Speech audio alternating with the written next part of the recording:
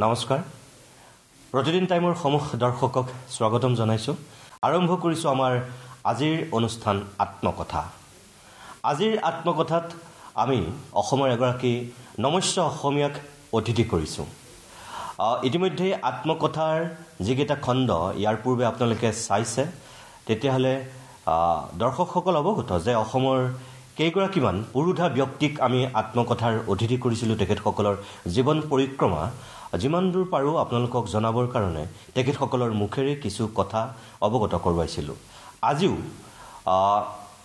আত্মকথাৰ এই নতুন অধ্যায়টোলৈ তেনেকুৱা এগৰাকী বিশিষ্ট অসমীয়াক আমি অতিথি কৰি কিছু কথা পাতিম আৰু আপোনালোককো কিছু কথা জনাম মই পাতনি দীঘলীয়া নকৰি আপোনালোকক কওঁ যে আজিৰ আত্মকথাৰ অতিথি ডক্টৰ নগেন শইকীয়া ছাৰ ইতিমধ্যেই ছাৰে গোটেই এটা দীঘলীয়া জীৱন পৰিক্ৰমা অতিক্ৰম কৰি যিখিনি অভিজ্ঞতা সঞ্চয় কৰিছে তিনিখনকৈ ছাৰৰ আত্মজীৱনীত সেই কথাখিনি ছাৰে লিখিছে আৰু যিসকলে পঢ়িছে আপোনালোকে গম পায় কিন্তু যিসকলে নাই পঢ়া তেখেতসকলৰ কাৰণে ছাৰৰ মুখেৰে মই এই আত্মকথা অনুষ্ঠানটোত কিছু কথা জনাম আৰু আজি বুলিয়ে নহয় ইয়াৰ পিছতো হয়তো আপোনালোকে দুই এটা খণ্ডত ছাৰৰ জীৱনৰ সন্দৰ্ভত কিছু কথা ছাৰৰ মুখেৰে শুনিবলৈ পাব দেখিবলৈ পাব মই শইকীয়া ছাৰ আপোনাক অনুষ্ঠানলৈ স্বাগতম জনাইছোঁ আৰু মোক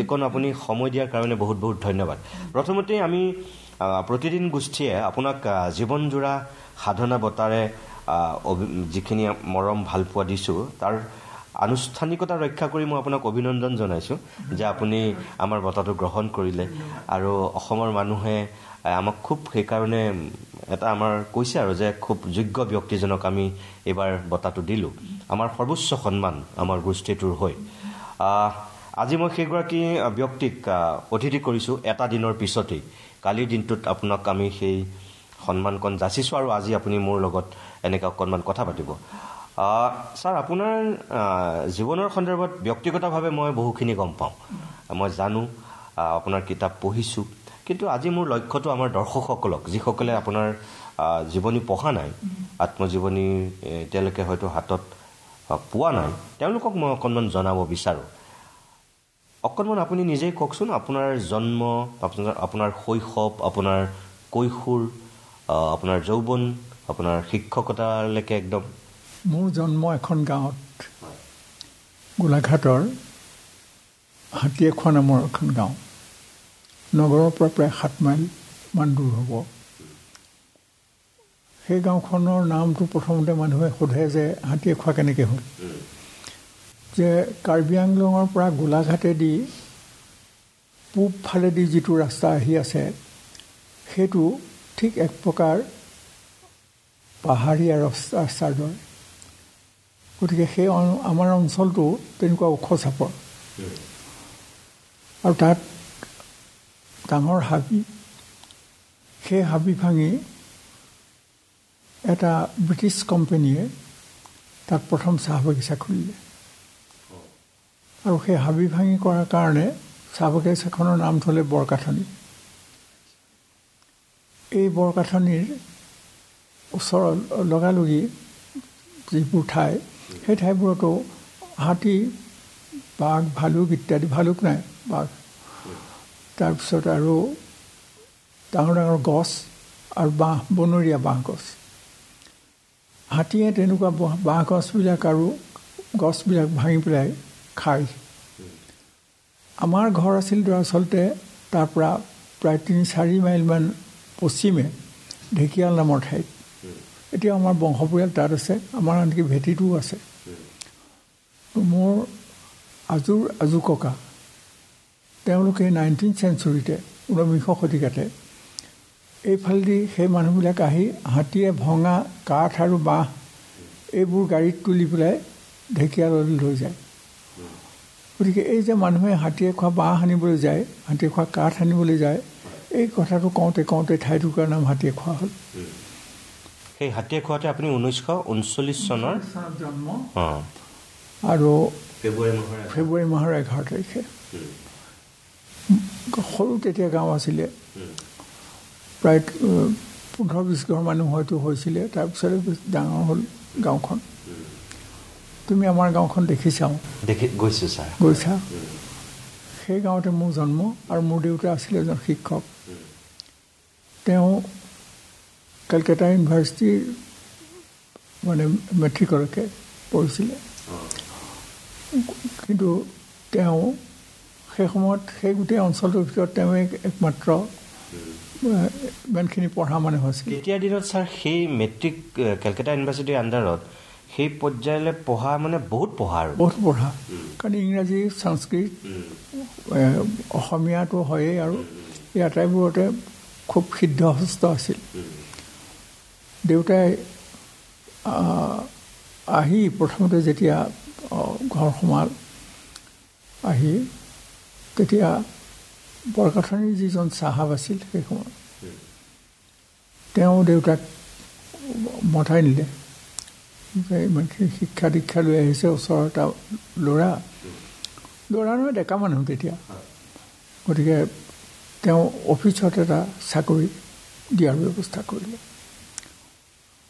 দেউতাই গ্ৰহণ কৰিলে কৰি 2 মাহমান চাকৰিও কৰিলে তাৰপিছত এদিন চাহাবে দেউতাক এখন চিঠি আন এখন বাগিচালৈ দি আহিবৰ কাৰণে চাইকেলেৰে গৈ পেলাই দি আহিবৰ কাৰণে দায়িত্ব দিলে দেউতাই সেইটো ৰিফিউজ কৰিলে কৈছে আমাৰতো ডাকোৱাল আছে মই চাইকেল লৈ মই কিয় চিঠি দিবলৈ যাম গতিকে দেউতাৰ লগত অলপ হেৰি হ'ল দেউতা বৰ খঙাল মানুহ আছিলে আৰু অলপ স্বাভিমানী আছিলে চাগে গতিকে চাকৰি নকৰি পেলাই ঘূৰি আহিলে কিন্তু মেনেজাৰজনো চাহাবজনো বৰ ভদ্ৰ আছিলে বৰ খঙাল তেওঁ কিন্তু এসপ্তাহৰ পিছত এখন চিঠি দিলে দেউতালৈ যে তই যদি আহিব খোজ তেনেহ'লে অফিচৰ দুৱাৰ মুকলি আছে দেউতাই থেংক ইউ এটা দি পেলাই লিখিলে যে মই অন্য এটা কথা ভাবিছোঁ সেই বুলি আমাৰ গাঁৱৰ যিটো চাৰিআলিটো তুমি দেখিছা আৰু তাত যিখন স্কুল আছে সেই স্কুলখনৰ ঠিক অপজিটে সেইখিনিতে আমাৰ নিজৰ মাটি আছিলে দেউতাই তাত এটা স্কুল ঘৰ কৰিলে মইতো আপোনাৰ পুৰণি ভেটি দেখিছোঁ আপোনাৰ স্কুলো দেখিছোঁ সেইখন ME স্কুল আমাৰ প্ৰায় 10 মাইলমান ৰেডিয়াছৰ ভিতৰত MV স্কুল আছিল প্ৰাথমিক স্কুল আছিল কিন্তু ME স্কুল নাছিল হাইস্কুলটো নাছিলে গতিকে প্ৰথম ME স্কুল সেইখন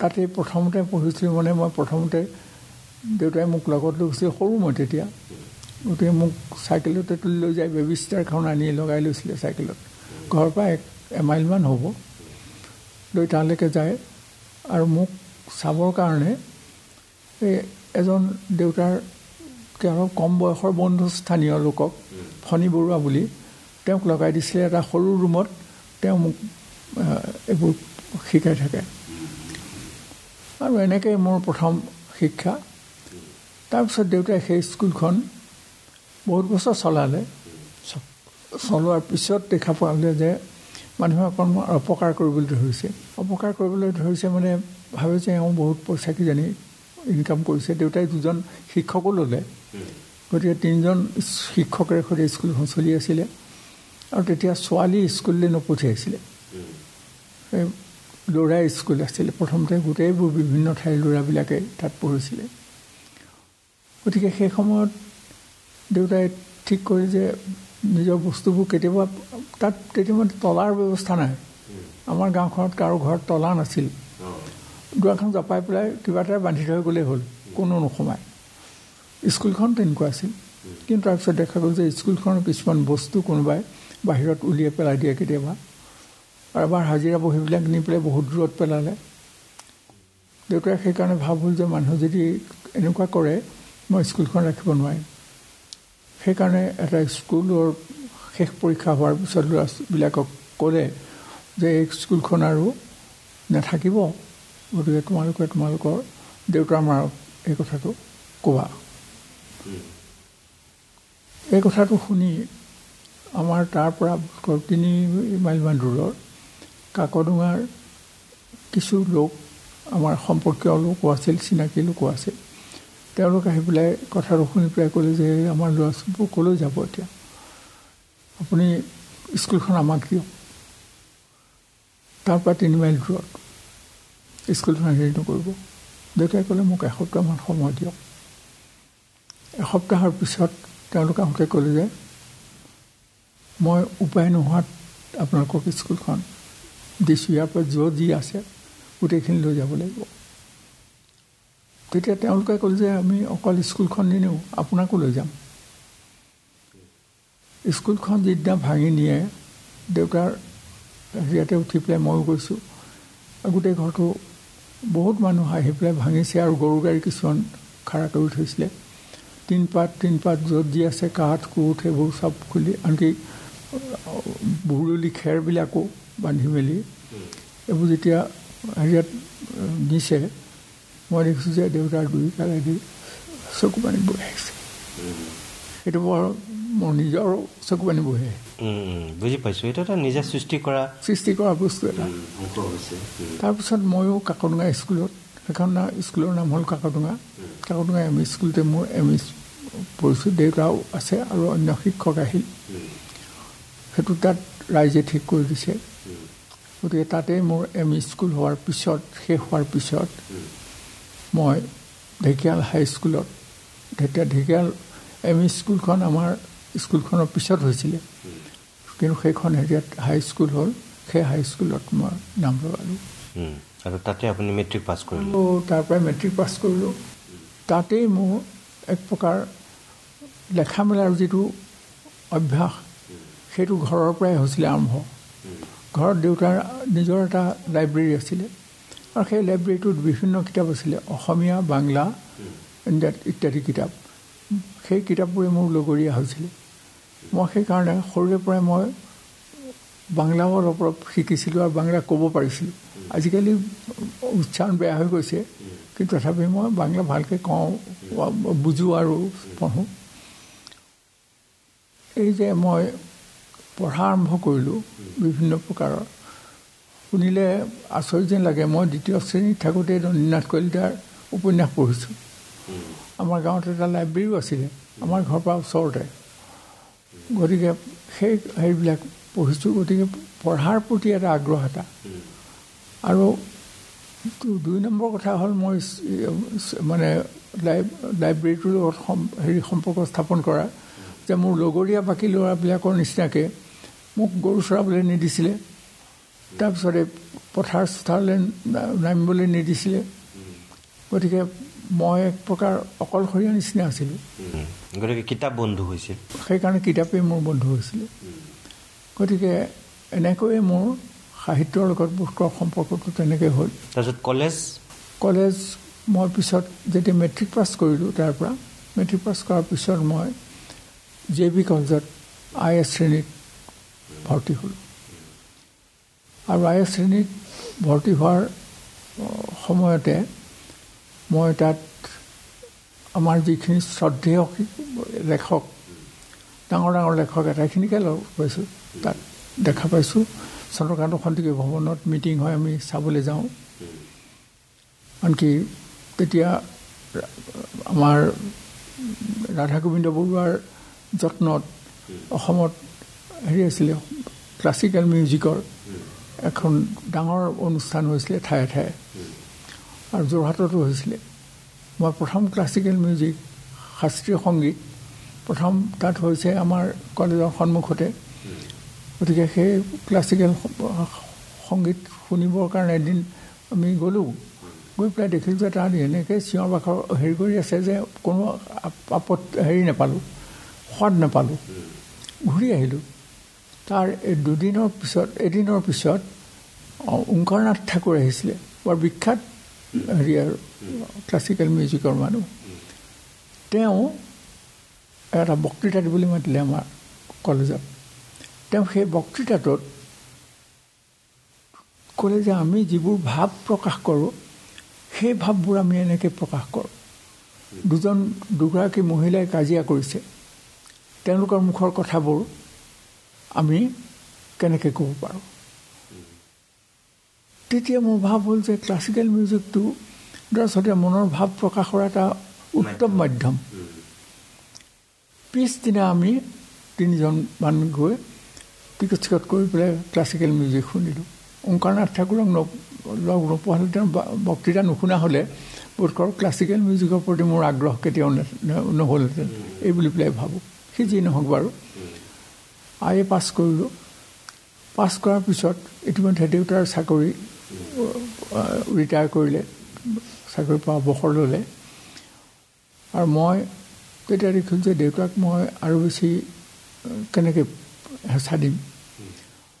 গতিকে মই ঠিক কৰিলোঁ যে মই যোৰহাটত নপঢ়োঁ। JB কলেজৰ এটা DR কলেজত ৰাতিপুৱা ক্লাছ খুলিলে BA। গতিকে সেই BA ক্লাছত মই নাম লগালোঁ। আৰু BA ক্লাছত নাম লগাই ঠিক আমাৰ ক্লাছ 10 বজাত শেষ হয়। 10 বজাত মই চাইকেলেৰে ঘৰলৈ আহোঁ। আৰু আমাৰ গাঁৱত যিখন স্কুল আছিল, সেই হাইস্কুল এখন আৰম্ভ হৈছে, তাত মোক তেওঁলোকে এপইণ্টমেণ্ট এটা দিলে। তেতিয়া দৰমহা আছিল 30 টকা নে কিবা এটা। গতিকে সেই 30 টকা দৰমহাত মই প্ৰথম চাকৰি কৰিছোঁ, আৰম্ভ কৰিছোঁ। সেই যে চাকৰি আৰম্ভ কৰিলোঁ, ইফালে সেই সময়তে মই সাহিত্য সভাৰ এটা শাখাও গাঁওখনত খুলিছোঁ। সাহিত্য সভাৰ লগত মোৰ সম্পৰ্কটো তেতিয়াৰ পৰা। আৰু সেইটো হৈছিলে আমাৰ ঘৰত বাতৰি কাগজ লয়, সাপ্তাহিক কাগজ। গতিকে তাত সাহিত্য সভাৰ সময়ত যিমানবোৰ কথা ওলায় সেইবোৰ পঢ়িছিলোঁ, গোগ্ৰাসে গিলিছিলোঁ এক প্ৰকাৰ ক'বলৈ গ'লে। আৰু তাৰপিছত সেইবিলাকে আকৰ্ষণ কৰিছিল। মই সেই যে হেৰিয়ালৈ গ'লোঁ, স্কুললৈ গ'লোঁ, স্কুলত সোমালোঁ, কাম কৰিলোঁ। তেতিয়াৰ পৰা বোধ কৰোঁ মোৰ ভিতৰৰ শৈশৱটো লাহে লাহে অকণমান সি নতুন ৰূপ পালে।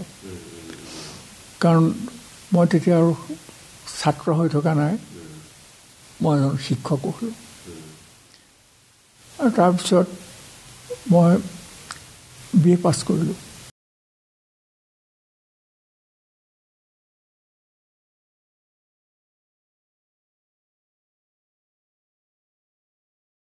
ছাৰ, আপোনাৰ মুখেৰে এতিয়া অকণমান যিহেতু শৈশৱ, আপোনাৰ যৌৱন, এই সময়খিনিৰ কথা শুনিলোঁ। মাজে মাজে মোৰ 2-এটা মনলৈ কথা আহি গৈছে কাৰণে আপোনাক এতিয়া মই সুধি যাওঁ একেবাৰে। আপুনি নিজে এতিয়া যিগৰাকী ডক্টৰ নগেন শইকীয়া হ'লহি, এতিয়া জীৱনৰ আপোনাৰ বিয়লি বেলা দিয়কচোন, যিটো সত্য কথা আৰু বাস্তৱ সত্য হয়। সেই 1939 চনত জন্মগ্ৰহণ কৰা যিসকল ব্যক্তি, তাৰ ভিতৰত এতিয়াও অসমৰ সমাজ জীৱনত বিশেষভাৱে এটা সুকীয়া স্থান অধিকাৰ কৰি আছে ডক্টৰ হীৰেণ গোহাঁই ছাৰে। যেনেকৈ আপুনি এটা সুকীয়া স্থানত আছে, ডক্টৰ গোহাঁই ছাৰো সুকীয়া স্থানত আছে। আৰু সেই 39 চনটোতে জন্মগ্ৰহণ কৰা কেইবাগৰাকীও বিশিষ্ট ব্যক্তি, বেণু মিশ্ৰ ছাৰ, যোগেন্দ্ৰ নাৰায়ণ ভূঞা, এনেকৈ আমি যদি চাওঁ তেওঁলোকো নিজা নিজা ক্ষেত্ৰত উজলি উঠিছিল। ভৱেন বৰুৱা। 1926 চনত যেনেকৈ ডক্টৰ ভূপেন হাজৰিকাৰ জন্ম হোৱাৰ সেই বৰ্ষটোত নৱকান্ত বৰুৱা, কেশৱ মহন্ত, দিলীপ শৰ্মা, অজিত বৰুৱা, এনেকৈ অসমৰ ভাষা সাহিত্য সংস্কৃতিৰ ক্ষেত্ৰখনলৈ অৱদান আগবঢ়োৱা কিছু ব্যক্তিৰ জন্ম হৈছিল। তেনেকৈ ধৰক আপুনি জন্ম হোৱা সেই চনটোতো মই ক'লোৱেই কেইবাগৰাকীও, ভৱেন বৰুৱা, হীৰেণ গোহাঁই ছাৰ, বেণু মিশ্ৰ ছাৰ, এনেকুৱা কিছু মানুহৰ জন্ম হৈছে। আজিও আপোনালোক সক্ৰিয় হৈ আছে, কেইগৰাকীমান ব্যক্তি সপ্ৰতিভ হৈ আছে, প্ৰাৰ্যমানে চেষ্টা কৰি আছে নিজৰ দায়িত্ব আৰু কৰ্তব্যখিনি খুব নিষ্ঠাৰে পালন কৰিবলৈ। বিশেষকৈ জাতিটোক বিপদৰ সময়ত বা ভাষা সাহিত্য সংস্কৃতিৰ ক'ৰবাত যেতিয়া কিবা প্ৰত্যাহ্বান হৈছে, সংকটৰ মুখামুখি হৈছে, তাত অঘোষিত অভিভাৱকৰ দায়িত্ব আপোনালোকে বহন কৰি আছে। বিশেষকৈ অসমত এতিয়া আমি চাওঁ যে গুৱাহাটীত ডক্টৰ গোহাঁই ছাৰ আৰু উজনি অসমত ডিব্ৰুগড়ত থাকি হ'লেও আপুনি এককভাৱে যুঁজি আছে। এই যে যিজন হীৰেণ গোহাঁই, যিজন নগেন শইকীয়া আপোনালোক হ'লহি, মই গোহাঁই ছাৰকো সেই কথাটো সুধিছিলোঁ আত্মকথাত, আৰু আপোনাকো সেই কথাটো মই সুধিছোঁ যে আপোনালোকক এই যিটো দেশখনৰ কাৰণে, সমাজখনৰ কাৰণে, জাতিটোৰ কাৰণে কিবা এটা কৰাৰ যিটো টান, মনৰ যিটো তাগিদা, এইটো আপোনালোকৰ এতিয়াও যে ইমান শক্তিশালী ৰূপত আছে, এইটো ক'ৰ পৰা আছে ছাৰ? কেনেকৈ আছে তাৰমানে? এইটো বোধ কৰোঁ মই ভাবোঁ মোৰ নিজৰ অভিজ্ঞতাৰ পৰা। মই ঠিক স্কুলত পঢ়ি থাকোঁতে ক্লাছ 6 মানতে মই অসমীয়া সাহিত্যৰ বুৰঞ্জী পঢ়িছোঁ। আৰু তাত যেতিয়া গম পাইছোঁ যে কলিকতাৰ সেই সময়ৰ ইংৰাজ চৰকাৰৰ এৰিয়াত বাঙালী যিসকল লোক আছিল, এইসকলে গোটেই অসমৰ সকলো দায়িত্ব বহন কৰিছিলে, চৰকাৰী দায়িত্ব, আৰু চৰকাৰেও ইয়াত অসমীয়া ভাষাৰ ঠাইত বাংলা ভাষা চলাই দিছিলে। এই গোটেই কথাবোৰে মোৰ মনত এটা সেই সময়তে ক্লাছ 5-6তে মোৰ মনত এটা মানে প্ৰতিক্ৰিয়া সৃষ্টি কৰিছিল। আৰু মই হাইস্কুললৈ ক্লাছ 7ত নাম লগাবলৈ গৈ প্ৰথমবাৰেই মই তাত অসমীয়া ভাষা আৰু সাহিত্য নামৰ এটা প্ৰবন্ধ লিখিছিলোঁ। প্ৰবন্ধটো এতিয়াও আছে, আৰু মই এতিয়াও ঘূৰাই ফুৰাই চাই দেখিছোঁ যে বৰ বেয়া ভাষা লিখা নাছিলোঁ সেই সময়তে, আৰু কাৰো প্ৰতি বিদ্বেষ লৈও নহয়, কিন্তু কথাবোৰ লিখি গৈছিলোঁ। আৰু ভাষাটো সেই সময়ত বোধকৰ্ম আয়ত্ব কৰিছিলোঁ। এই যে জাতিটোৰ প্ৰতি, ভাষাটোৰ প্ৰতি মোৰ এটা দায়বদ্ধতা সমাল, সেইটোৱে বোধ কৰোঁ মোক বহু ক্ষেত্ৰত এনেকৈ গোটেই ৰাজ্যখনৰ কথা ভাবিবলৈ মোক মানে অনুপ্ৰেৰণা যোগালে। আপুনি এতিয়া নিজকে যিটো পৰ্যায়ত দেখিছে, ধৰক আপুনি অসম সাহিত্য সভাৰ প্ৰধান সম্পাদকৰ পৰা সাহিত্য সভাৰ সভাপতি হোৱালৈকে, বা বিভিন্ন অনুষ্ঠান প্ৰতিষ্ঠানে যেনেকৈ আপোনাক সন্মান দিছে, বা আপুনি অসমীয়া সাহিত্যত মৃৎভাষৰ স্ৰষ্টা হিচাপেও আপোনাৰ এটা সুকীয়া স্থান আছে, তেনেকৈ আপুনি একাধাৰে আপুনি সাহিত্যিক, একাধাৰে আপুনি অধ্যাপক, একাধাৰে আপুনি সাংবাদিক, একাধাৰে আপুনি শিক্ষাবিদ, একাধাৰে আপুনি ধৰক ৰাজনীতিবিদো অলপ সময়ৰ কাৰণে। আপোনাক অসমৰ মানুহে মূলতঃ সাহিত্যিক ডক্টৰ নগেন শইকীয়াজনকেই চাগে বেছি আঁকোৱালি লয়, কিন্তু আপুনি দীঘলীয়া সময় এটা অধ্যাপনা কৰিছে অধ্যাপক হিচাপে। আপুনি নিজক কোনটো পৰিচয় দি ভাল পায়? মই শিক্ষক বুলিলে ভাল পাওঁ। আপুনি ছাৰ এই যে জে বি কলেজত পঢ়িছিল, তাৰপিছত আপুনি মাষ্টাৰ ডিগ্ৰী প্ৰাইভেটকৈ কৰিছিলে নে? আপুনি প্ৰাইভেট। মই ঢেকীয়াল হাইস্কুলত কাম কৰি থাকোঁতে মই দেখিলোঁ যে দেউতাইতো মোক হেৰি কৰি দিব নোৱাৰিব, গতিকে তথাপি দেউতাই কৈছিলে যে অলপ হেৰি কৰি দি পেলাই তই যা পঢ়ি আহ। মই ক'লোঁ যে নাই হ'ব। স্কুলত ঢেকীয়াল হাইস্কুললৈ গ'লোঁ, তেতিয়া অলপ পইচাও দুগুণ মানে বেছি হ'ল আৰু 120-125 টকামান দৰমহা। গতিকে মই কিতাপ পত্ৰটো আগৰ পৰা লৈয়ে আহিছোঁ। কিতাপ পত্ৰ কিনাতে মোৰ সৰহখিনি সময় ধন হাতৰ পৰা ওলাই গৈছিলে। ঘৰতো খাবলৈ দিব নালাগে পইচা, গতিকে মই মোৰ কাৰণে খৰচ কৰিব পাৰিছিলোঁ। প্ৰাইভেট পৰীক্ষাৰ্থী আৰু ৰেগুলাৰ পৰীক্ষাৰ্থী, এই দুইখিনিৰ ভিতৰতে মই আটাইতকৈ বেছি নম্বৰ পাইছিলোঁ, ফাৰ্ষ্ট ক্লাছ পাইছিলোঁ প্ৰিভিয়াছত।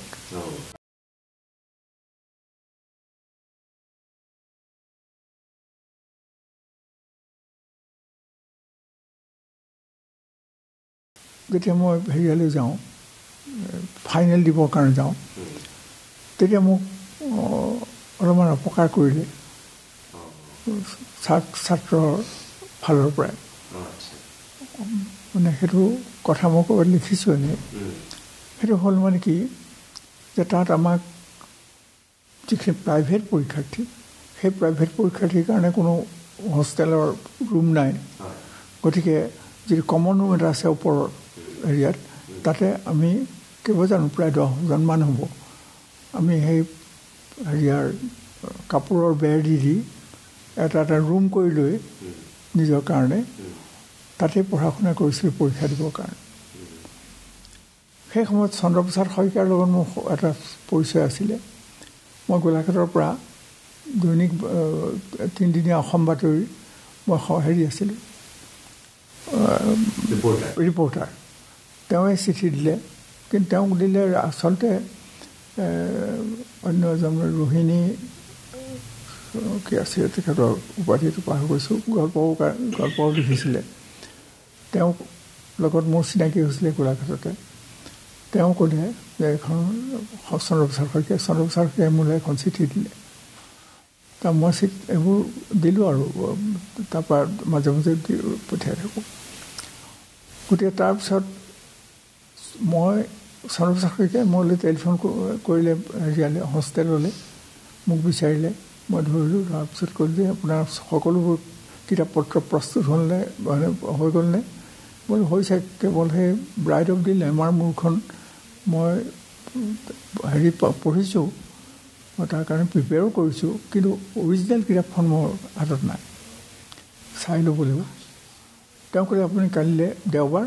আপুনি মোৰ আহিলে হওক ব্ৰাইড অফ দি লেমাৰ মই আপোনাক দি পঠিয়াম মই পিছদিনা তেওঁৰ তালৈ গ'লোঁ তেওঁ ব্ৰাইড অফ দি লেমাৰ মোৰখন মোক দিলে আৰু তাৰপিছত তেওঁ মোক সুধিলে যে আপুনি আপোনাক কেনেকৈ আছে মই ক'লোঁ এনেকৈ আছোঁ মই তাৰপৰা ক'লোঁ যে আৰু এটা কথা বোধ কৰোঁ হেৰিয়ে সেই সময়ৰ UGCয়ে অসম গভৰ্ণমেণ্ট গুৱাহাটী ইউনিভাৰ্চিটি 1.5 লাখ টকা দিছিলে প্ৰাইভেট পৰীক্ষাৰ্থীবিলাক বেলেগ বেলেগ সময়ত হৈ গৈ থাকে তেওঁলোকৰ কাৰণে এটা হোষ্টেল কৰিব নিমিত্তে কিন্তু বিশ্ববিদ্যালয়ে সেই ধনখিনি অন্য কামত খটুৱালে হেৰি নহ'ল গতিকে আমি এনেকৈয়ে থাকিবলগীয়া হৈছে তেওঁ পিছদিনা মানে সেইদিনা দেওবাৰ আছিল পিছদিনাৰ কাগজত নিজৰ হেৰিয়াৰ সৈতে তেওঁ এটা নিউজ কৰিলে যে এনেকৈ হল 4ত আনকি হেৰি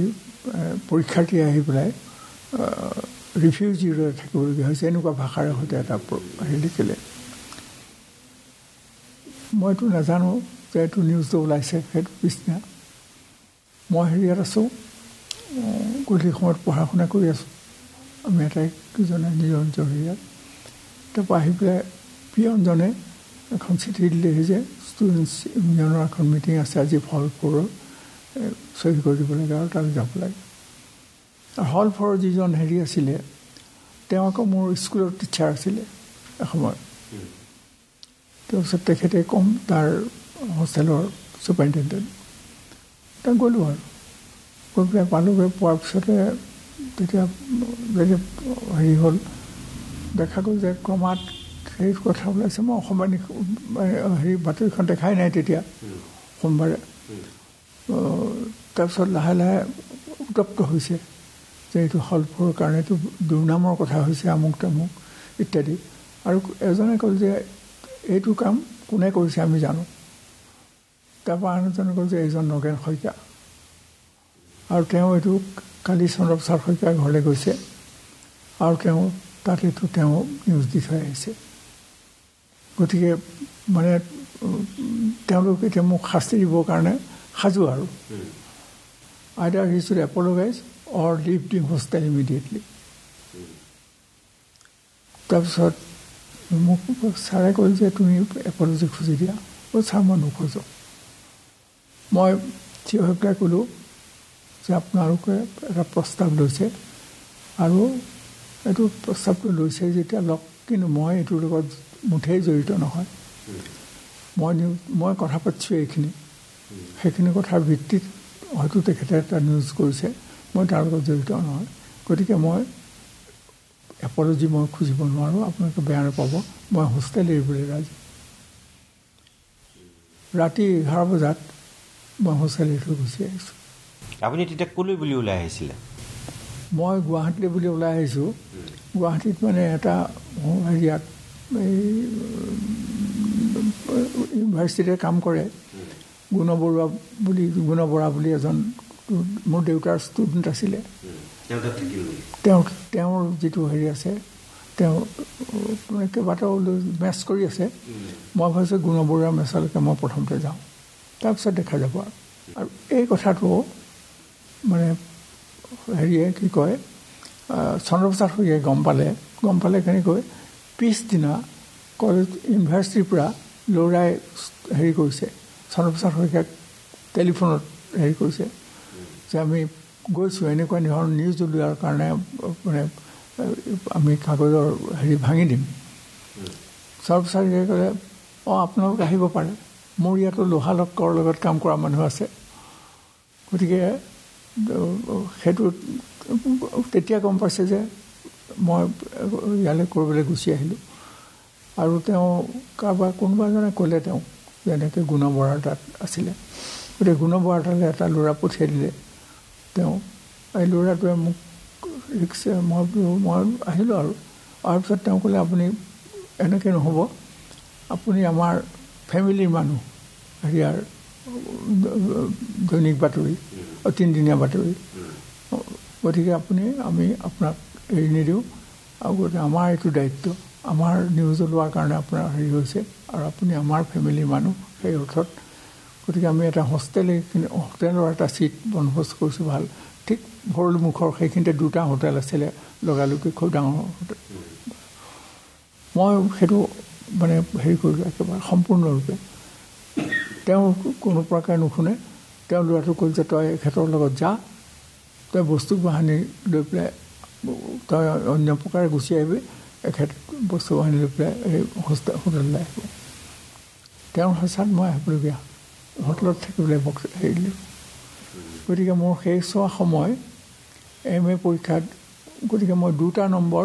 কম পালোঁ ফাৰ্ষ্ট ক্লাছ পাবলৈ মোৰ মানসিক অৱস্থা খুব বেয়া মই লগে লগে দেউতালৈ এখন টেলিগ্ৰাম কৰিলোঁ যে মই এনেকুৱা অসুবিধা পাইছোঁ গতিকে I have decided not to appear in the examination দেউতাই ইমিডিয়েটলি ক'ল যে ৰিকনচাইল উইথ দি চিটুৱেশ্যন গতিকে সেইখন পাইছোঁ আৰু তাৰ লগে লগে আন এখন চিঠি দেউতাই মোলৈ ৰিডাইৰেক্ট কৰি পঠিয়াই দিছে হেৰিয়াৰ পৰা যোৱা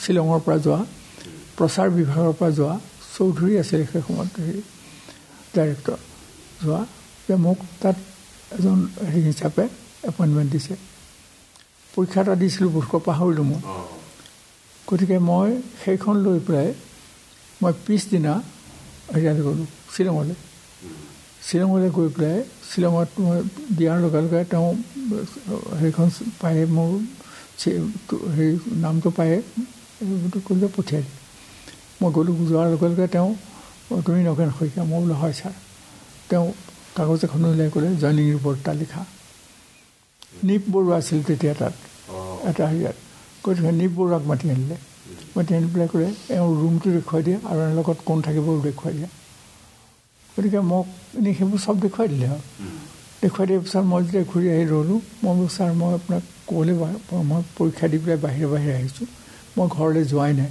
বোলো ঘৰলৈ যাব লাগিব তেওঁ আৰু এখন কাগজ উলিয়াই দি ক'লে তুমি 7 দিনৰ ছুটী লৈ যোৱা এতিয়া 7 দিনৰ ছুটী লৈ পেলাই মই ঘৰলৈ গ'লোঁ ঘৰলৈ গৈ দেউতাহঁতক ক'লোঁ দেউতাই ক'লে যে তই ভাল দেখ যিটো সেইটোৱে ভাবি চিন্তি কৰ পিছদিনা স্কুললৈ গ'লোঁ স্কুলত ছাৰ য'ত আছে ষ্টেণ্ডাৰ্ড মাষ্টৰ ৰত্নেশ্বৰত তেওঁৱে মোক আকৌ ঢেকীয়াল হাইস্কুলৰ মোৰ টিচাৰো আছিলে তেওঁৱে মোক তালৈ লৈও গৈছিলে তেওঁ কোৱাৰ পিছত তেওঁ ক'লে যে তুমিতো 2টা এতিয়া চাকৰি হেৰুৱাবা কাৰণ এইখন এখন এইডেড গভৰ্ণমেণ্ট এইডেড স্কুল আৰু ইয়াৰ পৰা তুমি ছুটী হেৰি নোলোৱাকৈ ৰিজাইন নিদিয়াকৈ তুমি অন্য এটা গভৰ্ণমেণ্ট চাকৰিত জইন কৰিছা গতিকে তুমি 2টা দোষ কৰিছা আমি তালৈ এইটো জনাব লাগিব যেতিয়া সেই বুলি ক'লে মই ৰৈ আছোঁ তাৰপৰা ক'লে পৰীক্ষা কেনেকুৱা হৈছে খুব খঙত মোৰ পৰীক্ষা বেয়া হোৱা নাই এতিয়া ক্লাছলৈ যোৱা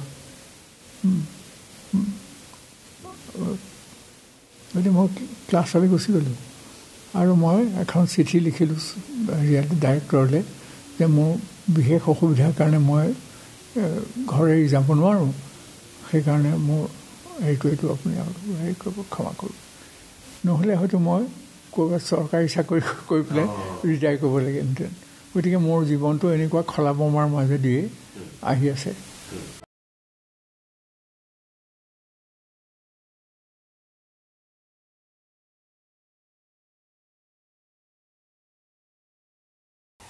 এই যে আপোনাৰ বিভিন্ন ঘাট প্ৰতিঘাতৰ মাজেদি আহি আপুনি হাইস্কুলত শিক্ষকতা কৰি পিছত আপুনি দুখনকৈ কলেজত অধ্যাপক হ'ল তাৰপিছত আপুনি যতদূৰ সম্ভৱ আপুনি ৭৩ চনমানতে ৭২তে আপুনি ডিব্ৰুগড় বিশ্ববিদ্যালয়ত আপুনি যোগদান কৰিছে আৰু এটা দীঘলীয়া সময়ৰ কাৰণে আপুনি ২০০০ চনলৈকে আপুনি মোটামুটি বিশ্ববিদ্যালয়তে আপুনি অধ্যাপক হিচাপে থাকিলে লক্ষ্মীনাথ বেজবৰুৱাৰ আসনৰ আপুনি তৃতীয়গৰাকী প্ৰাধ্যাপক সেই আসন শুৱনি কৰিছিল এই যে এটা দীঘলীয়া সময় কলেজ আৰু বিশ্ববিদ্যালয়তে আপুনি অধ্যাপনা কৰিলে সেইকাৰণে আপুনি চাগে নিজকে শিক্ষক হিচাপে চিনাকি দি ভাল পাওঁ বুলি কথাটো কৈছে তথাপিও মই আপোনাক কৈছোঁ যে আপোনাক অসমৰ মানুহে শিক্ষকতকৈ আপোনাক সেই সাহিত্যিক নগেন শইকীয়াজনক বেছিকৈ বিচাৰে বেছিকৈ কৈ ভাল পায় বা লগ পাব বিচাৰে সেই সাহিত্যিক নগেন শইকীয়াজনক আপুনি নিজকে মই বাৰে বাৰে ক'বলৈ বেয়া যদিও আকৌ কৈছোঁ যে এতিয়া আপোনাৰ জীৱনৰ বিয়লি বেলা যিহেতু আপুনি নিজকে কিমান সফল সাহিত্যিক বুলি ভাবে সেইটো আনে ক'ব পাৰিব মই নিজে কোৱাটো উচিতো নহয় সম্ভৱ নহয় আনেতো ছাৰ আপোনাক সফল সাহিত্যিক বুলি কয় আপুনি ধৰক গল্প উপন্যাস বা আপোনাৰ যিমানখিনি একেবাৰে অসমীয়া গদ্যলৈকে বা অসমীয়া জাতিৰ ইতিহাস লিখালৈকে আপুনি যিখিনি কাম কৰিলে মধ্যবিত্ত অসমীয়া মানুহৰ গোটেই আপুনি দৃষ্টিভংগীটো বুজি পায় দেখিছে যিমানখিনি আপুনি কাম কৰিছে গতিকে আপোনাক সেই হিচাপে অসমীয়া মানুহে এজন সফল সাহিত্যিক বুলি ভাবে কিন্তু মই আপোনাকে সুধিছোঁ যে আপোনাৰ ক'ৰবাত আক্ষেপ আছে নে আপুনি ভাবে যে মই জীৱনটোত যিখিনি কৰিছোঁ ঠিকেই কৰিলোঁ মোৰ কোনো আক্ষেপ নাই কাৰণ মই যিটো এটা আহি আছোঁ অসমীয়া বুলিয়েই নহয় ভাষা আৰু সাহিত্যৰ প্ৰতি বিশেষকৈ ইৰেছপেক্টিভ অফ লেংগুৱেজেছ মোৰ সাহিত্যৰ প্ৰতি যিটো ৰাপ নিজৰ সেইটো নিশ্চয় আছে আৰু তাৰ পৰাই বোধ কৰোঁ লিখাৰ কাৰণেও যিটো প্ৰেৰণা সেইটো মই পাই আহিছোঁ আপুনি সাহিত্যৰ কেইবাটাও ভাগত বিচৰণ কৰিছে আপোনাৰ আটাইতকৈ প্ৰিয় ভাগ কোনটো মোৰ প্ৰথমতেতো চুটিগল্পই আছিলে আৰু তাৰপিছত মই মিতভাষ বুলি এটা নতুন ধাৰা এটা আৰম্ভ কৰিলোঁ এতিয়া মই ভাবোঁ যে চুটিগল্পকাৰ আৰু মিতভাষৰ লেখক হিচাপে মই নিজকে বোধ কৰোঁ ভাবোঁ মনে মনে যে এইকেইটা মই কিন্তু চুটিগল্পটো এতিয়া লিখিব নোৱাৰা হ'লোঁ আৰু বয়সেই নহয় এই যে আপুনি মিতভাষ বা এই যে চুটিগল্পৰ কথা আপুনি কৈছে আপুনি আনফালেদি আপুনি ধৰক ঔপন্যাসিক আপুনি জীৱনী এইটোকে ভ্ৰমণ কাহিনীৰ আপুনি স্ৰষ্টা আৰু বাকী এই যে অসমীয়া জাতিৰ ইতিহাস লিখা মানুহজন আপোনাৰ যিটো সাহিত্যিক প্ৰতিভা আপুনি ছাত্ৰ অৱস্থাতেই ঘৰখনৰ পৰা পোৱা বুলি আপুনি কৈছে বা আগ্ৰহ আকৰ্ষণ আপোনাৰ বাতৰি কাকত আলোচনী সেই শৈশৱতে আপুনি সেয়া অধ্যয়ন কৰাৰ সুযোগ সুবিধা পাইছিল ঘৰখনে তেনেকুৱা এটা পৰিৱেশ দিছিল পৰৱৰ্তী সময়ত এই যে নিজকে নিষ্ঠা সততাৰে লৈ গ'ল আপুনি ডিব্ৰুগড়তে যে থাকি গ'ল আপুনি কিয় গুৱাহাটীলৈ নগ'ল বা আপুনি গুৱাহাটী বিশ্ববিদ্যালয়ত আপুনি থকাৰ কথা নাভাবিলে নেকি বা আপুনি চেষ্টা নকৰিলে নেকি মই চেষ্টা কৰিম বুলি এবাৰ ভাবিছিলোঁ কিন্তু মই দেখিলোঁ যে ইয়াত মোৰ যিটো মানে খোপনি পুতিলোঁ ল'ৰা ছোৱালীকেইটাও ইয়াতেই জন্ম সিহঁতৰ ডিব্ৰুগড়তে তাৰপিছত মই সেই ভাৱটো এৰি দিলোঁ যে মই ইয়াত থাকিয়েই এইখিনি কাম কৰিব পাৰিম কিতাপহে লাগে গতিকে কিতাপ মই যিখিনি দৰকাৰী কিতাপ মই সেইবোৰ গোটাই আনিলেই হ'ল আৰু সেইকাৰণে মই ভাবোঁ যে মই গুৱাহাটীত থকা হ'লেও চাগে এইখিনি কিতাপেই গোটালোহেঁতেন আৰু কিতাপহে এজন শিক্ষকক শিক্ষক কৰি ৰাখে গতিকে সেইকাৰণে মোৰ কিতাপৰ অভাৱ নাই আৰু দৰকাৰ হ'লে মই কিতাপ এতিয়াও মই কিনে এতিয়া চকুৰে পঢ়িব নোৱাৰা হৈছোঁ তথাপি কিতাপ নতুন কিতাপ বুলি ক'লে এতিয়াও মোৰ সেই হেৰিটো যায় তাৰমানে আপুনি এইটো কথা নাভাবে যে গুৱাহাটীত থকা হ'লে আৰু বেলেগ এজন নগেন শইকীয়া হ'লোহেঁতেন তেনেকুৱা কথা নাই মানে ডিব্ৰুগড়ত থাকি আপুনি যিজন হ'ল একেটা মানুহেই মই আছোঁ কাৰণ মোৰ ভিতৰৰ যিটো ভাৱ মোৰ মানুহৰ প্ৰতি মই সেইকাৰণে মই কালিও কৈছোঁ যে মই মানুহক মানে ধৰ্ম ভাষা সম্প্ৰদায় নিৰ্বিশেষে মই মানুহক মানুহ বুলি ভাবোঁ মই সকলোকে সমান জ্ঞান কৰাৰ ভিতৰৰ পৰা একেবাৰে ভিতৰৰ পৰা আৰু এটা কথা মই সদায় ভাবি থাকোঁ মই কালি কৈছোঁ এইটো যে যত জীৱ জংগম কীট পতংগম অগণক জগতে ৰিকায়া সবকহু মা ৰিপুৰত ঔ হি উদৰ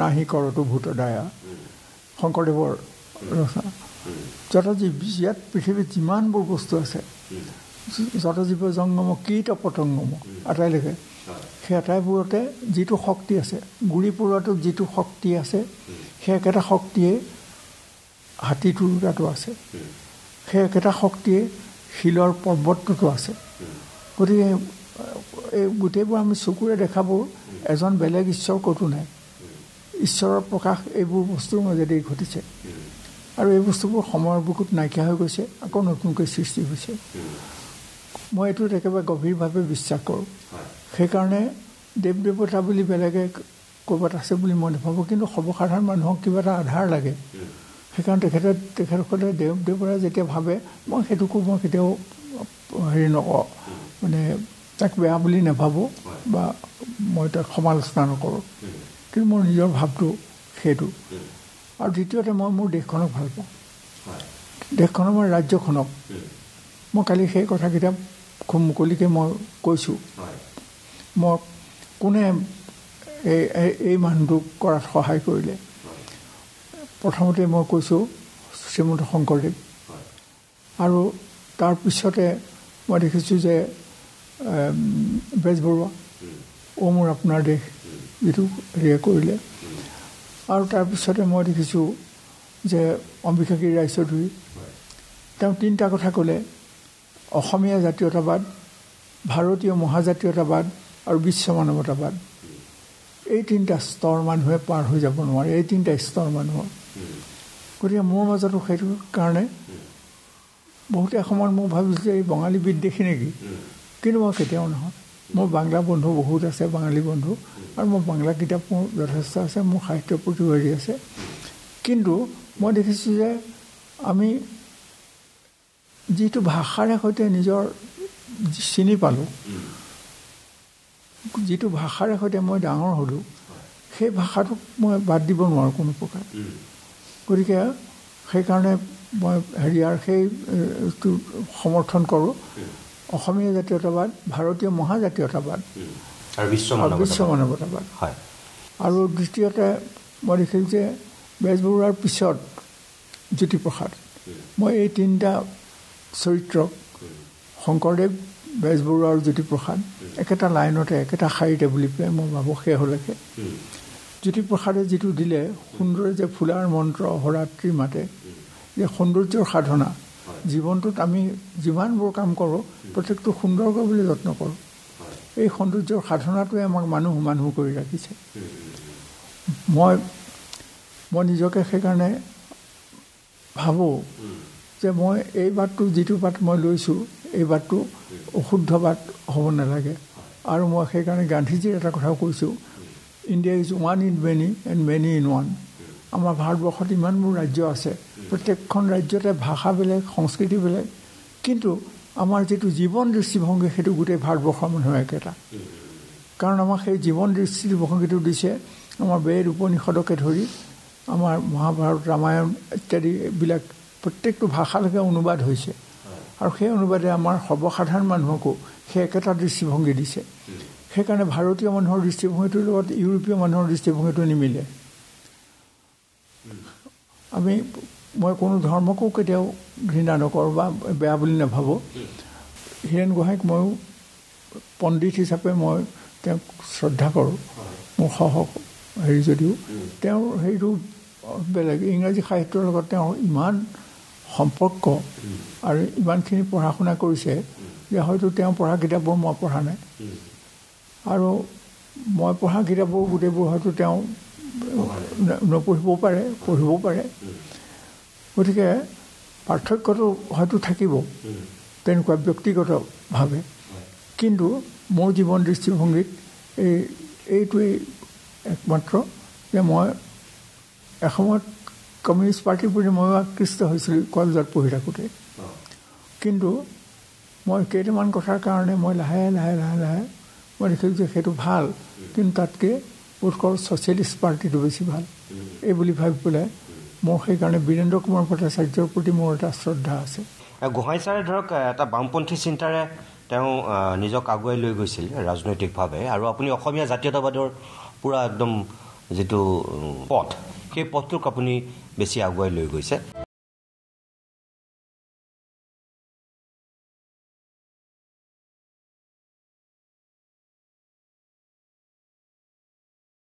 মই আপোনাক এইটো কথা সুধিব বিচাৰোঁ, আমি আজিৰ অনুষ্ঠানটো এতিয়া শেষ কৰিম, একদম শেষৰ ফাললৈ আহিছোঁ, গতিকে আপোনাক মই চমুকৈ কেইটামান কথা উত্তৰ বিচাৰিম।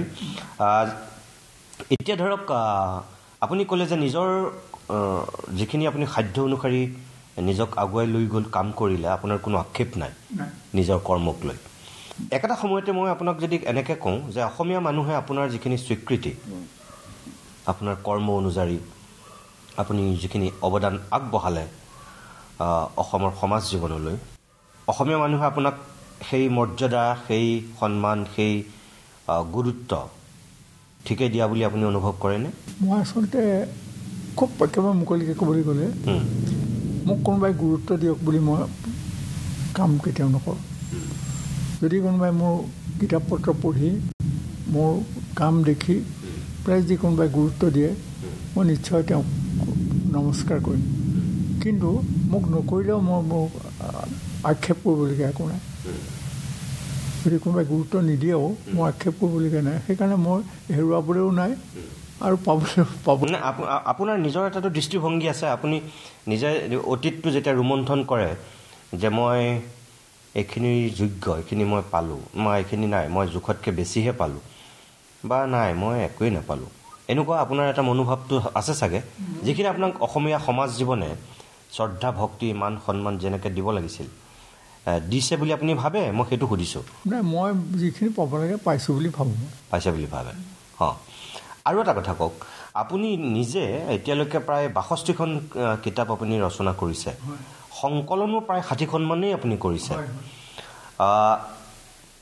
ইয়াৰ ভিতৰত আপোনাৰ মই ক'লোৱেই যে ভ্ৰমণ কাহিনী, জীৱনীৰ পৰা আৰম্ভ কৰি একদম চুটি গল্পৰ পৰা এই মিতভাষালৈকে আপোনাৰ নিজৰ দৃষ্টিত আটাইতকৈ শ্ৰেষ্ঠ আপোনাৰ সৃষ্টি কোনটো?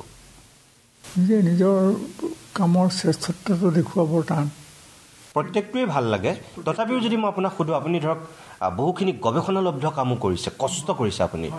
এতিয়া ধৰক জোনাকী, অৰুণোদয়, জোনাকীখনৰ মানে মই এইটোৱে আনন্দ পাওঁ সেইটো কামৰ ভাবি যে মই যদি নকৰিলোহেঁতেন জোনাকী কেতিয়াও নোলায়। মই সেইটোকে আপোনাক ক'ব বিচাৰিছোঁ যে সেইটো কাম যেনেকৈ আপুনি কৰিছে, তেনেকৈ ধৰক অসমীয়া জাতিৰ আপুনি ইতিহাসখনৰ কাম আপুনি কৰিছে, ইমান কষ্টকৰ কাম, এটা ছিৰিয়াছ কাম।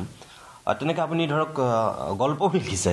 মই সেই ধৰণে কৈছোঁ যে কেতিয়াবা নিজৰটো এটা মানে মন চুই যায় যে মই কৰা কামৰ ভিতৰত এইটো এটা চাগে সৰ্বোত্তম কাম হ'ব পাৰে। আপোনাৰ নিজৰ মনটোৱে চাগে কেতিয়াবা কয়, মই সেই দিশেৰে সুধিছোঁ যে নিজৰ সন্তান প্ৰত্যেকটোৱে ভাল, কিন্তু তাৰ ভিতৰত কেতিয়াবা কোনোবা এটা সন্তান আকৌ অতি চোকা বা অতি বিনয়ী হ'লে তাৰ প্ৰতি অকণমান দুৰ্বলতাটো বেলেগ হয়।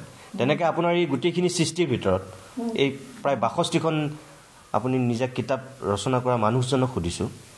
মোৰ চুটি গল্প আৰু মিতভাষ এই দুটাৰ মাজত মোৰ ভিতৰৰ মানুহটো থাকে, আৰু মোৰ সেইটোত মানে মোৰ অন্তৰৰ কথা আছে, আৰু বাকীখিনিত মই আহৰণ কৰা জ্ঞানৰ কথা আছে।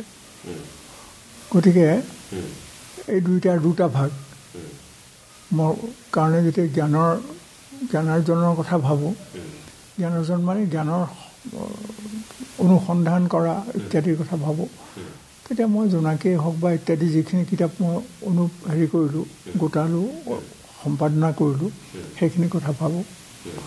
আৰু সেইটো এটা বেলেগ অধ্যায়। সেইটোৰ ওপৰত মোৰ ভিতৰৰ যিটো মানুহ, অকলশৰীয়া মানুহটো তাৰ লগত জড়িত নহয়, সমষ্টিগত মানুহটো তাৰ লগত জড়িত। আৰু চুটি গল্প আৰু মিতভাষাত মোৰ ভিতৰৰ মানুহটো বহুত জড়িত বুলি পেলাই মই অনুভৱ কৰোঁ।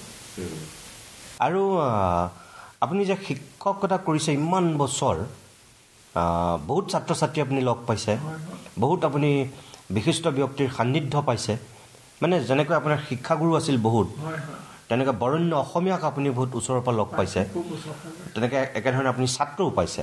আপোনাৰ জীৱনত তেনেকৈ প্ৰভাৱ পেলোৱা ছাত্ৰই হওক, আপোনাৰ শিক্ষাগুৰুৱে হওক, বা কোনোবা নমস্য অসমীয়াই হওক, তিনিজন ব্যক্তিৰ কথা যদি মই কওঁ, কাৰ কথা ক'ব আপুনি? মোৰ ব্যক্তিগত জীৱনত, বিশেষকৈ শিক্ষাৰ জীৱনত যদি কোনোবাই প্ৰভাৱ পেলাইছে, তেনেহ'লে মই প্ৰথম ডক্টৰ মহেশ্বৰ নেওগ ছাৰৰ কথা ক'ম। মই ভাবিছিলোঁ তেখেতৰ নামটো আপুনি ক'ব পাৰে বুলি। কাৰণ বাকীসকল যে সৰু এইটো নহয়, বাণীকান্ত কাকতিক মই কেতিয়াও বেয়া পোৱাৰ প্ৰশ্ন নাই, নাইবা সত্যেন্দ্ৰ নাথ শৰ্মা ছাৰকো বেয়া পোৱাৰ প্ৰশ্ন নাই। কিন্তু ডক্টৰ মহেশ্বৰ নেওগে যিখিনি কাম কৰিছে, সেইখিনি কামৰ মাজত এটা বিদ্যায়তনিক কামেই কেৱল নহয়, এটা বৈজ্ঞানিক বিদ্যায়তনিক এটা দৃষ্টিভংগী আছে। সেইকাৰণে মই তেওঁক ক'ৰবাত যদি কিবা ত্ৰুটি বিচ্যুতি আছে, এইটো যিসকলে জানে হেৰি কৰি দেখুৱাওক। কাৰণ সকলো মানুহে, কোনো মানুহে কেতিয়াও সম্পূৰ্ণ পাৰফেক্ট নহয়, থাকিব পাৰে ক'ৰবাত ত্ৰুটি বিচ্যুতি। আৰু সৃষ্টিশীল হেৰিয়াৰ ফালৰ পৰা, সামাজিক জীৱনৰ ফালৰ পৰা, সমাজ জীৱনৰ ফালৰ পৰা মই বীৰেন্দ্ৰ কুমাৰ ভট্টাচাৰ্যক ভাল পাওঁ। কাৰণ তেওঁৰ এটা সমাজ দৃষ্টিটো একেবাৰে সৰ্বসাধাৰণ মানুহলৈকে সৈতে বিয়পি আছে, আৰু সেই মানুহজনকো মই খুব ওচৰৰ পৰা পাইছোঁ। বিশেষকৈ ধৰক আপুনি গল্পকাৰ হিচাপে আপুনি ৰামধেনু যুগৰে আপুনি ৰামধেনুত মোৰ দুটা নে এটা গল্প ওলাইছে। আৰম্ভণি ৰামধেনুত, আৰম্ভণি তাতে কৰিছে। আৰু বীৰেন্দ্ৰ কুমাৰ ভট্টাচাৰ্যই যিহেতু সেই সময়ৰ অসমীয়া গল্পৰ জগতখনক এটা সুকীয়া মাত্ৰা প্ৰদান কৰি থৈ গৈছে। তেখেতৰ অৱদানৰ কথা আনকি হোমেন বৰগোহাঁই ছাৰো কৈছিলে। হয়, গতিকে আপুনি তাত এটা নে দুটা লিখিছে, কিন্তু আপোনাৰ আৰম্ভণিটো তাতে হৈছে, তাৰপিছত আপুনি নিজক আগুৱাই লৈ গৈছে। গতিকে এই যে বীৰেন্দ্ৰ কুমাৰ ভট্টাচাৰ্য বা এই মহেশ্বৰ নেওগ ছাৰৰ নিচিনা মানুহবিলাকৰ সান্নিধ্য পাইছিল, ডেফিনেটলি চাগে আপুনি এই দুজনক আপুনি এটা সুকীয়া জেগাত ৰাখিছে। আৰু এটা নাম যদি মই আপোনাক কওঁ, ৩ নম্বৰ নাম এটা কোন হ'ব পাৰে আপুনি লগ পোৱা ছাত্ৰ বা তেনেকুৱা অসমীয়া? বহুতেই আছে, বহুত আছে ক'বলৈ, এফালৰ পৰা ক'বলৈ গ'লে। এই দুজনৰ ব্যক্তিত্বই মোক আকৰ্ষণ কৰি আহিছে।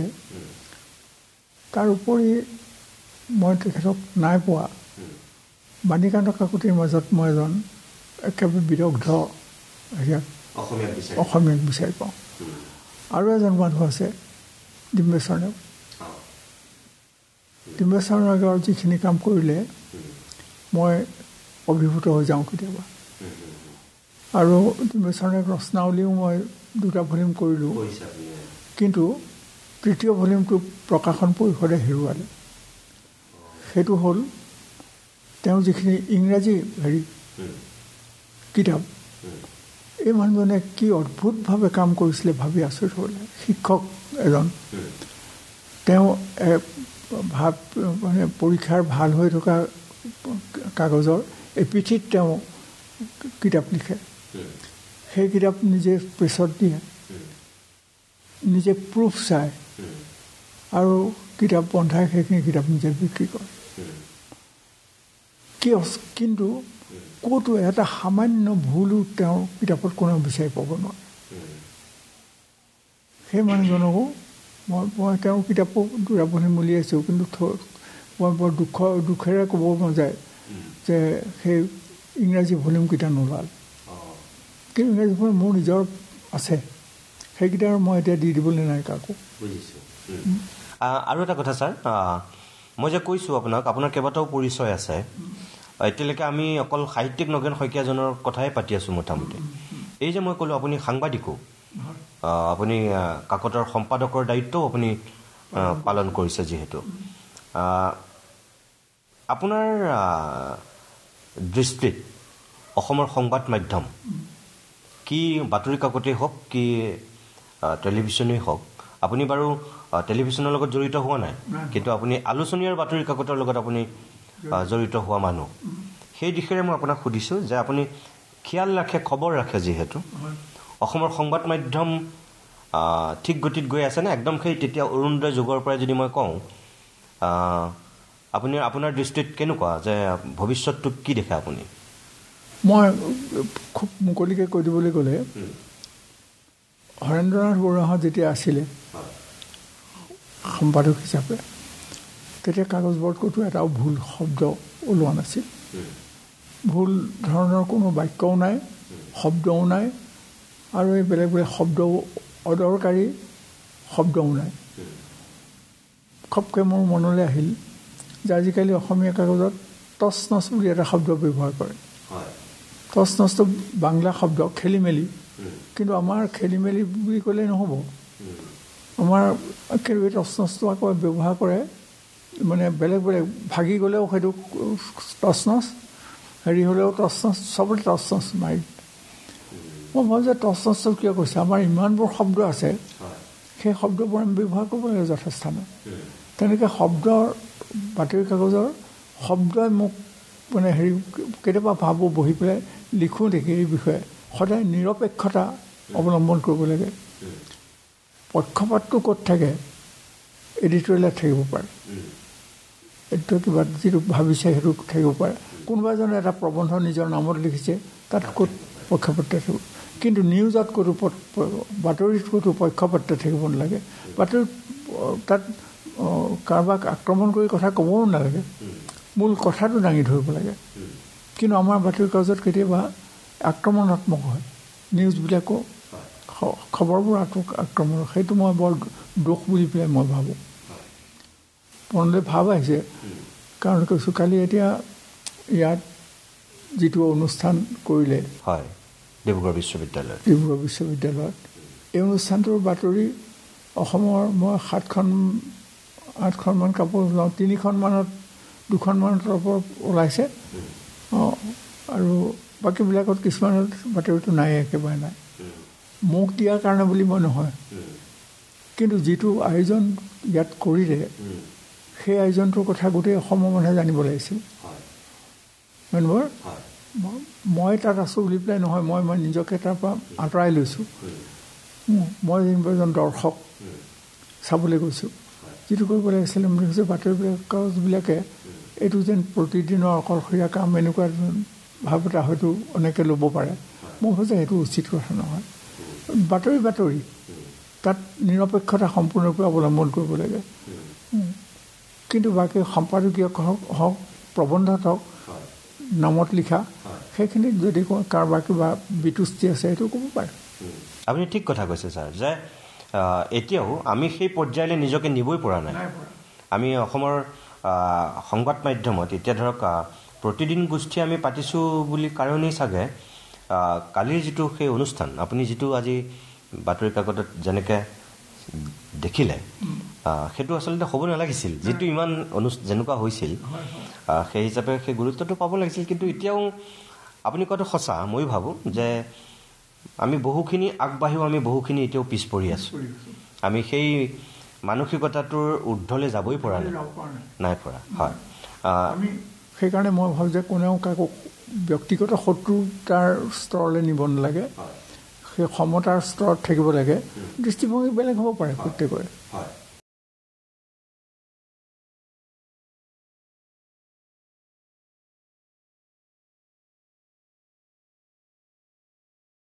ছাৰ, আপুনি অসমীয়া ভাষা সাহিত্যৰ কাৰণেই ওৰেটো জীৱন কাম কৰিছে। মই কৈছোঁ যে আপুনি এজন খুব অসমীয়া জাতীয়তাবাদী, আপুনি ধৰি ৰখা মানুহ, পথিকৃত আজিৰ দিনত, অভিভাৱক, অঘোষিত। অসমৰ যিটো সাম্প্ৰতিক সমাজ ব্যৱস্থা, ভাষা সাহিত্যৰ ভৱিষ্যতটো আপোনাৰ দৃষ্টিত কেনেকুৱা? বৰ দুখ লগা যিটো অৱস্থালৈ আনিছে। মই আজি এটা প্ৰবন্ধ লিখিম বুলি পেলাই বাতৰি কাগজ কলম উলিয়াই লৈছিলোঁ, কিন্তু অন্যান্য কিবা হেৰি ওলাল, সেইকাৰণে মই কৰিব নোৱাৰিলোঁ। মই দেখিছোঁ যে বোধকৰোঁ অসম এনেকুৱা দুৰ্যোগৰ সময়ত কেতিয়াও পৰা নাছিলে। এই সময়ছোৱাত যিটো অৱস্থাত আমি আছোঁ, এই সময়ত মই দেখিছোঁ যে যিবিলাক মানুহে ৰাজনীতি কৰিছে কেৱল নিজৰ স্বাৰ্থৰ কাৰণে, দলৰ স্বাৰ্থৰ কাৰণে, তেওঁলোক প্ৰকৃত ৰাজনীতিক কেতিয়াও নহয় যি মানুহৰ কাৰণে কৰে আৰু নিজৰ ৰাজ্যখন তাৰপিছত নিজৰ দেশখন মংগলৰ কাৰণে যি কৰে সেয়া ৰাজনীতিক ব্যক্তিগত স্বাৰ্থৰ বাবে নাইবা দলীয় স্বাৰ্থৰ বাবে যিসকলে ৰাজনীতি কৰিছে তেওঁলোক ৰাজনীতিকেই নহয় কিন্তু আমাৰ গোটেই ভাৰতবৰ্ষতে আমি দেখিছোঁ যে তেনেকুৱা ৰাজনীতিকেৰে সৈতে গোটেই ৰাজ্যবোৰ ভৰি পৰিছে গতিকে সেইটো আমাৰ কাৰণে এইটো দুৰ্ভাগ্যৰ কিন্তু এইটোও মই বিশ্বাস কৰোঁ যে এই অৱস্থা সদায় নাথাকে পৰিৱৰ্তন হ'বই নেদেখিম হয়তো মই কিন্তু পৰিৱৰ্তন হ'বই আজি চিৰিয়াত কি হৈছে 50 বছৰ যিটো হেৰিয়াৰ ৰাজত্ব কৰি আছিল বিদ্ৰোহীয়ে সেইটো আজি ভাঙি দিলে গতিকে সদায় ক্ষমতাত থাকিম বুলি পেলাই মানুহে কেতিয়াও ভাবিব নাপায় আপুনি ৰাজনৈতিকভাৱে সেই কথাটো কৈছে আৰু মই যদি আপোনাক সাংস্কৃতিকভাৱে কওঁ যে ধৰক এতিয়া যিটো বিশ্বায়নৰ যুগ গ্ল'বেলাইজেশ্যনে মানুহক ক'ৰবাৰ পৰা ক'ৰবালৈ লৈ গুচি গৈছে এতিয়া বিশিষ্ট ব্যক্তিবিলাকে বিশ্লেষণ কৰিছে বা পৃথিৱীত শেহতীয়াকৈ এইটো অধ্যয়ন হৈ আছে যে কোনটো স্তৰত আমি এতিয়া উপনীত হৈছোহি গ্ল'বেলাইজেশ্যনৰ আমি কোনটো স্তৰত আছোঁ বিশ্বায়নৰ কিছুমানে কয় তৃতীয় কিছুমানে কয় চতুৰ্থ পৰ্যায়ত আছোঁ আৰু এই পৰ্যায়টোত আমাৰ পাশ্চাত্যৰ পৰা সাংস্কৃতিকভাৱেও এতিয়া আগ্ৰাসন হৈছে আগতে বাণিজ্যিকভাৱে হৈছিল এতিয়া কিন্তু সাংস্কৃতিকভাৱেও আগ্ৰাসন হৈছে য'ত পৃথিৱীৰ ক্ষুদ্ৰ ক্ষুদ্ৰ জাতিবিলাক যিটো উপাদানক লৈ জীয়াই আছিল জাতি হিচাপে ভাষা সাহিত্য সংস্কৃতি এই তিনিওটাই এতিয়া গভীৰ সংকটত পৰিব আপুনি কি বুলি ভাবে যে সঁচাকৈ এতিয়া ধৰক আমাৰ অসমীয়া ভাষা আমি ধ্ৰুপদী ভাষাৰ স্বীকৃতি পাইছোঁ কিন্তু এটা সময়ততো সংস্কৃতো ধ্ৰুপদী ভাষাৰ স্বীকৃতি পোৱা ভাষা আছিল কিন্তু আজি সংস্কৃত কি পৰ্যায়ত আছে মই সেইকাৰণে মই কৈছোঁ মোৰ হেৰিয়াতে ধ্ৰুপদী ভাষাৰ ক্ষেত্ৰত দেখিছোঁ পেপাৰ গতিকে আমাৰ বৰ্তমানৰ অৱস্থা কি আমি সেইটো চাব লাগে বৰ্তমানৰ ভাষাটো যদি আমি ৰাখিব নোৱাৰোঁ ধ্ৰুপদীৰ অকল নামটো লৈ পেলাই আমাৰ ভাষাটো আমাৰ মানুহবোৰ আমি কেনেকৈ জীয়াই থাকিম গতিকে সেইটো মই ভাবোঁ যে ধ্ৰুপদী ভাষাটো কৈছে স্বীকৃতি দিছে ভাল হৈছে খুব ভাল হৈছে এইটো বেয়া পাবলগীয়া কথা নহয় কিন্তু সেইটোৱে আমাৰ ভৱিষ্যতটো গঢ়ি নিদিয়ে সেইটো মনত ৰাখিব লাগিব তাৰ আধাৰত যদি আমি নিজকে প্ৰস্তুত কৰি নলওঁ সেইটোৱে মোৰ মই আপোনাক সেইটোকে চাই ক'বলৈ গৈ আছিলোঁ যে যিটো আমাৰ এতিয়া ভাষা সাহিত্য সংস্কৃতিৰ প্ৰতি প্ৰত্যাহ্বান অহা বুলি কোৱা হৈছে ইয়াত ছাৰ মূলতঃ প্ৰত্যাহ্বানবোৰ আপোনাৰ দৃষ্টিত ক'ৰ পৰা আহিছে বিশেষকৈ অসমীয়া মধ্যবিত্ত শ্ৰেণীৰ যিটো মানসিকতা দেশৰ প্ৰতি জাতিৰ প্ৰতি যিটো দায়িত্বৰ কৰ্তব্যবোধ খুব ব্যক্তিকেন্দ্ৰিক মানসিকতাৰে যদি মানুহ পৰিচালিত হয় তেতিয়া কিন্তু জাতিটোৰ কাৰণে সঁচাই বেয়া দিন আহিবলৈ বৰ বেছি দিন নালাগিব কিন্তু আমাৰ মানুহৰ সেই নিজৰ পুত্ৰ পৰিবাৰ কন্যাৰ মাজতেই আবদ্ধ থকাৰ যিটো চিন্তা দেশ আৰু জাতিৰ প্ৰতি মানুহৰ যিটো আচল কৰ্তব্য দায়িত্ববোধ আপুনি যিটো কথা ক'লে ৰাজনীতিকে ধৰক নিজৰ উত্তৰণ ঘটাইছে বা দলৰ কথাহে ভাবিছে মানে জাতিটোৰ বা দেশৰ কথা বহুতৰ কাৰণে গৌণ হৈ গৈছে তেনেকৈ সকলো ক্ষেত্ৰতে মানে এই অসমীয়া মধ্যবিত্ত শ্ৰেণীৰ যিটো মানসিকতা আপোনাৰ দৃষ্টিত কোনকেইটা গণ্ডগোল খুব গণ্ডগোল হৈছে ৰাজনীতিয়ে কৰিছে মইতো ভাবোঁ যে হিতাধিকাৰীৰ নিচিনা যিবোৰ আঁচনি এই আঁচনিবিলাকে মানুহক কিনি পেলাইছে সাধাৰণ মানুহক কাৰণ আমাৰ মানুহবোৰ মই দেখিলোঁ যে মধ্যবিত্ত শ্ৰেণীলৈকে সৈতে আমি অলপমান কিবা এটা পালেই মুখত অকণমান মিঠা বস্তু এটা পালে সকলো পাহৰি যাওঁ যেতিয়ালৈকে আমাৰ দেশখনৰ প্ৰতি ৰাজ্যখনৰ প্ৰতি ভাষাটোৰ প্ৰতি সংস্কৃতিৰ প্ৰতি শ্ৰদ্ধা নাথাকিব তেতিয়া কেৱল এই অতি সাময়িকভাৱে কিবা এটা সন্মান পালোঁ কিবা এটা হেৰি পালোঁ অৰ্থলাভ হ'ল মোৰ সেইটোৱে জাতিটো ৰাখিব নোৱাৰে মানুহ তাৰ উৰ্ধলৈ যাব লাগিব আৰু দ্বিতীয়তে মই এটা কথা ভাবোঁ যে এইটো পৃথিৱীৰ কাৰণে এটা ডাঙৰ হেৰি সমস্যা আহি আছে সেইটো হ'ল যে আমি নেচাৰ বা প্ৰকৃতিক যেনেকৈ আক্ৰমণ কৰিছোঁ প্ৰকৃতিক আমি এতিয়া নিজৰ ঠাইত থাকিবলৈ দিয়া নাই আমি নানা ধৰণৰ উদ্যোগ পাতিছোঁ কল কাৰখানা পাতিছোঁ আমি 8-সৰীয়া ৰাস্তা তৈয়াৰ কৰিছোঁ আমি এইবোৰ এৰোপ্লেনৰ কাৰণে আমি হেৰি কৰিছোঁ, বিমানবন্দৰ তৈয়াৰ কৰিছোঁ। এনেকৈ আমি ইমানবোৰ গছ গছনি কাটি আমি প্ৰকৃতিক ধ্বংস কৰিছোঁ, যাৰ ফলস্বৰূপে আজি কাগজত ওলাইছে যে আনকি আমাৰ ব্ৰহ্মপুত্ৰৰ পানী বহুতখিনি কমি গৈছে। এতিয়া অকল ব্ৰহ্মপুত্ৰই নহয়, সকলো ঠাইতে এতিয়া হিমবাহবিলাক গলিবলৈ আৰম্ভ কৰিছে। গতিকে মোৰ ভাৱ হৈছে যে আমি বোধ কৰোঁ আমাৰ নিজৰ মৃত্যুটো, এই পৃথিৱীখনৰ মৃত্যু আমি নিজেই মাতি আনিম।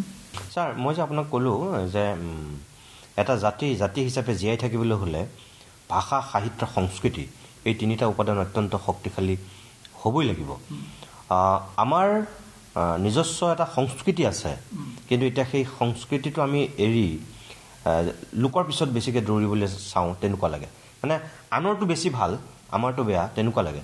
আমি এতিয়া ধৰক বিহু পাতোঁ বা আমাৰ যিবিলাক জাতীয় কৃষ্টি সংস্কৃতি আছে, প্ৰত্যাহ্বানৰ মাজতো কিন্তু মানুহে ধৰি ৰাখিছে, সেইটোও সঁচা কথা। ইয়াৰ দুটা দিশ আছে। কিছুমান আছে যে তেওঁলোকে কয় নাই, সংস্কৃতি বোৱতী নদীৰ দৰে, এইটো কেতিয়াও স্থবিৰ নহয়, গতিকে বৈ গৈ থাকিব আৰু ঠিকেই গৈ আছে। আন একাংশই কয় ঠিকেই গৈ থকা নাই, এইটো ৰং ডাইৰেকশ্যনত গৈ আছে। এইটো গতিত গৈ থাকিলে এদিন অসমীয়া বুলি এটা নিজস্ব যিটো সংস্কৃতি আছিলোঁ, যিটো আমাৰ ঐতিহ্য, পৰম্পৰা আৰু যিটো আমাৰ চহকী সংস্কৃতি, সেইটো এনেকুৱা নহয়, ইমান এনেকুৱা হৈ নাথাকিবগৈ। আপুনি নিজে কোনটো বুলি ভাবে যে আমাৰ ভাষা, আমাৰ সাহিত্য, আমাৰ সংস্কৃতি সঠিক গতিত গৈ আছে বুলি ভাবে নে বেঠিকভাৱে গৈ আছে বুলি ভাবে?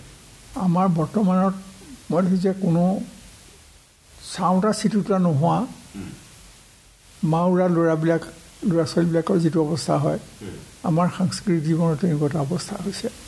কোনেও যেন চাওঁতা চিটোতা নাই, যি মন কৰিছে তাকে কৰিছে।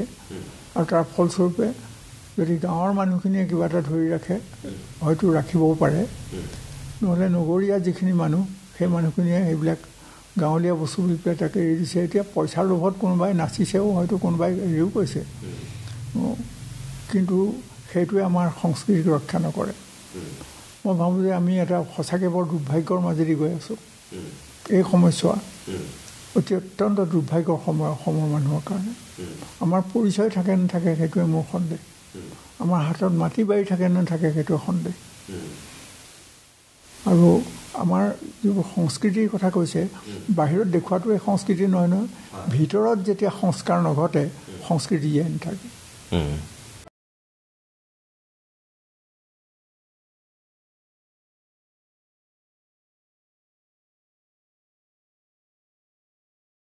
আপুনি দীৰ্ঘদিন ধৰি অসম সাহিত্য সভাৰ লগত জড়িত হৈ আহিছে। আপুনি অলপতে সাহিত্য সভাৰ প্ৰাক্তন সভাপতি বুলি ক'বলৈ লাজ পাওঁ বুলি আপুনি ৰাজহুৱাকে কৈছে, আনকি আপুনি পেটটোতো সেই শব্দটো ব্যৱহাৰ নকৰাৰ পোষকতাই আপুনি কৰিছোঁ বুলি কৈছে। তথাপিও মই কৈছোঁ যে অসমৰ অন্যতম বৃহৎ জাতীয় অনুষ্ঠানৰ ভিতৰত অসম সাহিত্য সভা অন্যতম। সদৌ অসম ছাত্ৰ সন্থাৰ দৰে অনুষ্ঠান আজিও অসমত বৰ্তি আছে। এইবিলাক জাতীয় অনুষ্ঠানৰ পৰা বা সংস্থাৰ পৰা অসমীয়া মানুহে বহুত কিবা কিবি আশা কৰে। আৰু অসমীয়া যিটো জাতীয়তাবাদ, এই জাতীয়তাবাদটো এই সদৌ অসম ছাত্ৰ সন্থাই কওক বা অসম সাহিত্য সভাই কওক, এনেকুৱা অনুষ্ঠানবিলাকেই আচলতে ধৰি ৰাখে বা আগুৱাই লৈ যায়। আজিৰ দিনত অসম সাহিত্য সভাৰ যিটো অৱস্থা, আপুনি ভাবেনে যে ভৱিষ্যতলৈ সঁচাকৈ সাহিত্য সভা হৈ থাকিবগৈ? যদি এই বৰ্তমানৰ যিটো যিখন সংবিধান, সেই সংবিধানখন যদি নসলায়, যদি উপযুক্তজনক সাহিত্য সভাৰ সভাপতি পাতিব লাগে, সেইটো তাৰ কাৰণে যদি সম্পূৰ্ণৰূপে নিৰপেক্ষ এটা দৃষ্টিভংগী নলয়, তেতিয়াহ'লে মই ভাবোঁ যে সাহিত্য সভা তালৈ কোন সাহিত্যিক যাব?